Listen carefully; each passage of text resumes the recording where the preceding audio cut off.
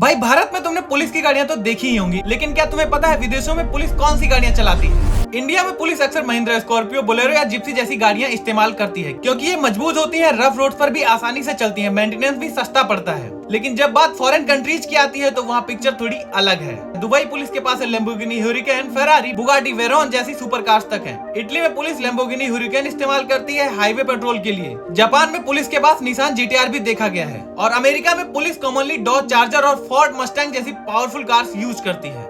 Reason simple है, अगर criminal super car में भागे तो पुलिस के पास भी उतनी ही तेज कार होनी चाहिए। मतलब इंडिया में पुलिस की गाड़ियां स्ट्रेंथ के लिए फेमस हैं और विदेशों में पुलिस की गाड़ियां स्पीड के लिए। जानकारी अच्छी लगी हो तो हमें फॉलो और सब्सक्राइब करना बिल्कुल ना भूलें।